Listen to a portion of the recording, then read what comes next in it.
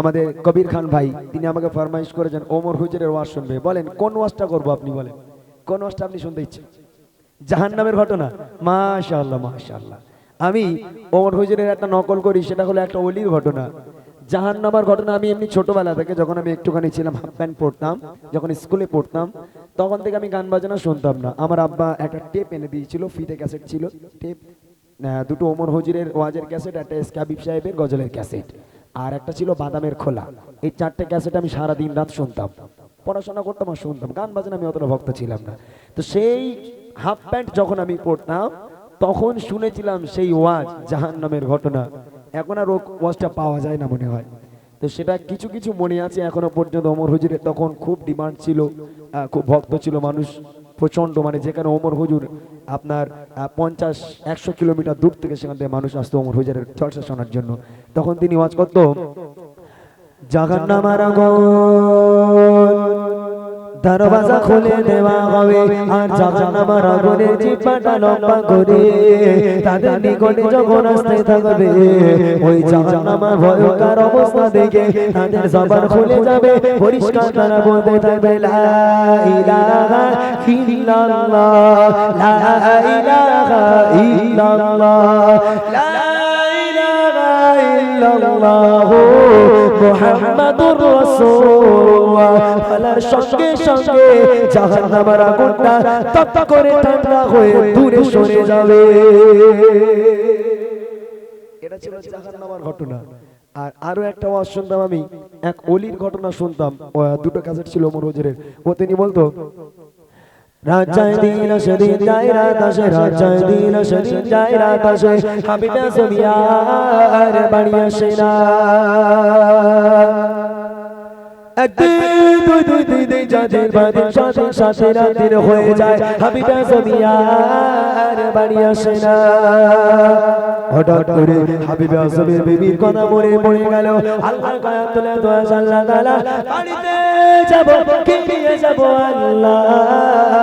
বাড়িতে ছেলে মেয়ে বিবিরা বুঝি আশা করে আছে, আমি বাড়িতে গেলে তারা আমার সামনে এসে দাঁড়াবে। আল্লাহ কোন কোকড়ে তাদেরকে দেখাবো। ধোপা করে খাড়ে আমার পিছনের দিকে এগিয়ে যায়, আমার ধোপা করে খাড়ে আমার পিছনের দিকে এগিয়ে যায়, হাবিবা জমিয়ার বাড়ি যেতে পারে না। নারে তাকবীর, নারে তাকবীর। ইমরান ভাই জিন্দাবাদ, এমনি ইমরান ভাই জিন্দাবাদ, নারে তাকবীর, আল্লাহু আকবার। আরেকজন রিকোয়েস্ট করেছে খোকা মাওলানা সাহেবের নকল। আমি তো এই লোকের খুব ভক্ত, 4000 টাকার বক্তা হতে পারে, কিন্তু খুব দাম ছিল এক সময়। এখন বুড়ো হয়ে গেছে, বয়স হয়ে গেছে, হয়তো সেইভাবে আর নেই। ও তখন বাদামের খোলা ফেমাস, একদম ফেমাস বাদামের খোলা, প্রত্যেকটা গ্রামে গ্রামে, বিশেষ করে গ্রামগঞ্জে বেশি চলতো। এই সব এলাকার দিকে মশিউর রহমান সাহেবের, খোকা মাওলানা সাহেব অনেক ফ্যান আছে। বাদামের খোলা ক্যাসেটের পুরোটার মনে নেই আমার, মাঝখানের দিকে এক জায়গায় বলতো, মরা মানুষ কবরে যায়, কত আযাব গজব হয়, মরা মানুষ কবরে যায়, কত বিপদ হয়, কত মুসিবত হয়। এ আল্লাহ, আমি তো চাই তোমার দরবারে, আমার জাদান করেছে ধানের বাবার কাঁধে, যেন মানুষ কবরে যায়, যেন কোনো বিপদ দিও না।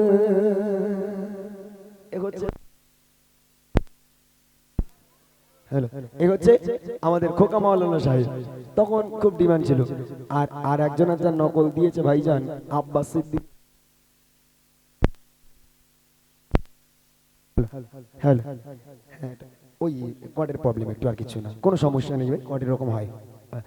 আরেকজন মানে জানা রিকোয়েস্টটা দিয়েছেন আব্বাস সিদ্দিকী ভাইজানের নকল। এই নকল ভাই করা খুব কষ্ট, যেহেতু 50,000 টাকার বক্তা, তো অত সহজে ভাই করা যায় না। আর আব্বাস সিদ্দিক যখন এখানে বসে ওয়াজ করবে, আপনারা জানেন বাঘের মতন গর্জন করে, তাই না?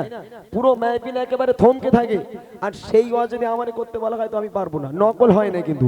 তবে এতটুকু করা যেতে পারে যে উনি যেভাবে ওয়াজ করে, ওনার ঢং ঢংগুলো একটু নিয়ে আসা যেতে পারে। তবে না হলে কেউ কিছু মনে করবে না, যেহেতু নকল করা কখনো সম্ভব হতে পারে না। তিনি তার একটা ওয়াজ শুনছিলাম, তিনি বলছিলেন, ময়দানে মাহশর দিনেতে যখন কেউ কারো সঙ্গী হবে না, ময়দানে মাহশর দিনেতে যখন কেউ কাউকে চিনতে পারবে না, আল্লাহ পাকে না বলবে ইয়া আল্লাহ ইয়া কাহার, ওই সময়তে মাথার তোমার উঁচুতে সূর্য খানা নেমে আসবে, সূর্য খানা নেমে আসবে, মাথা খেনো বলে টক টক টক টক করে ফুটে, নাকে কানে চোখে মুক্তি পথ পথ করে বাড়াবে, মুখে জিবা খারা হাবি পর্যন্ত ডেকে যাবে, তার নাম হবে কিয়ামত। নারায়ে তাকবীর, নারায়ে তাকবীর। ইমরান ভাই হয়ে গেল সব, আর একটা বাকি রাখলাম জি। আচ্ছা আবার একটু পরে করি, যেহেতু দিলাম অনেকগুলো, এই এতেই মানুষ থাকবে ভাই, অনেক বক্তার নকল হবে, যদি আপনারা থাকেন আর কেউ বাড়ি যাবে না মনে হয়, সব থাকবে উনি, ওর নকল শুনবো। তো ইনশাল্লাহ বেশি রাত আমি করব না, যতটুখানি সময় পাবো কিছু মূল মূল গজল বলে আমরা ইনশাল্লাহ বিদায় নেবো। তো চলে আর একটা ফরমাইশ আমি একটুখানি গিয়ে